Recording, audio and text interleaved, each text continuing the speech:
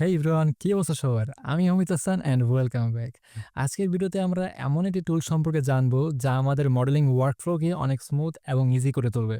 আমরা প্রায়ই এমন সিচুয়েশনে পড়ে থাকি যখন মডেলিং করতে করতে কখন যে অবজেক্টটাকে ফেস ট্রান্সফরমেশনে অ্যাপ্লাই করে ফেলি সেটা আমাদের একেবারেই খেয়াল থাকে না।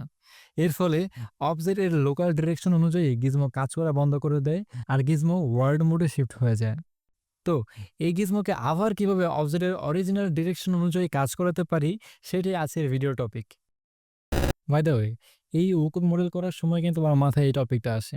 আর যেহেতু আমি নিজেও অনেকবার এই প্রবলেম ফেস করেছি, তাই আমি মনে করলাম হয়তোবা তোমাদের মধ্যে অনেকেই এই ইস্যুটা নিয়ে স্ট্রাগল করছো। চলো এই বিষয়টাকে সহজে বোঝার জন্য একটা নিউ সিন ক্রিয়েট করি, একটা কিউব অ্যাড করি যাতে বুঝতে সুবিধা হয়।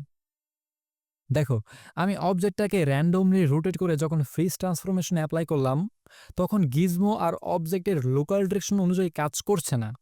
তাহলে চলো এই গিজমোকে কিভাবে অবজেক্টের লোকাল ডিরেকশন অনুযায়ী আবারও কাজ করানো যায় সেটা দেখা যাক। এখন আমি ভিউপোর্টে আরেকটা অবজেক্ট অ্যাড করলাম যেটা সম্পূর্ণ ডিফল্ট অবস্থায় আছে। এখন আমরা যেটা করব, এই দুটো অবজেক্টকে একসাথে সিলেক্ট করব, তারপর মাল্টি সিলেকশন মোডে চলে যাব। এখানে একটু বোঝা যাচ্ছে আমাদের, তা না হলে কিন্তু ভুল হবে কনফার্ম। দেখো, আমাদের যেই অবজেক্টটার ফ্রিজ ট্রান্সফরমেশনে অ্যাপ্লাই করা হয়েছিল সেটার ৩টা ভার্টেক্স আগে সিলেক্ট করতে হবে, তাও সিরিয়াল অনুযায়ী। আচ্ছা, ফর এক্সাম্পল ধরো প্রথম এটা, তারপর এটা, তারপর এটা। তো সেম ওয়েতে সেকেন্ড অবজেক্টটার ভার্টেক্স সিলেক্ট করতে হবে সিরিয়াল মেনটেন করে। আগেরটা যেমনভাবে করেছিলাম ঠিক তেমনভাবে, তা না হলে কিন্তু কাজ করবে না ভাই, আমি আগেই বলে রাখলাম। তো চলো একে একে বাকিগুলো সিলেক্ট করা যাক। ওকে, এখন মেনু বার থেকে মডিফাই চলে যাব, তারপর স্ন্যাপ অ্যালাইন অবজেক্টসের পপ আপকে ডক করে নেব যেন এটা সহজে ভিউপোর্টে ভিজিবল রাখা যায়। ঠিক আছে, ওকে। এখন দেখো, এখানে বেশ কিছু টুল রয়েছে, যেমন point to point, 2 point to 2 point এবং 3 পয়েন্ট টু 3 পয়েন্ট। যেহেতু আমরা আগের দুটো অবজেক্টের মধ্যে 3 ভার্টেক্স সিলেক্ট করেছিলাম, তাই আমরা এখানে 3 পয়েন্টের টুলকে ক্লিক করব। ঠিক আছে, তো তারপর দেখো কি হয়। বুম, তোমার কাজ হয়ে গেছে। এখন নিচের কিউটাকে ডিলিট করে দাও, এটার কোনো প্রয়োজন নেই। এবং এই অবজেক্টটাকে আবারও ফ্রিজ ট্রান্সফরমেশন করো, কারণ এর মধ্যে এখন একটা নিউ ভ্যালু অ্যাড হয়ে আছে।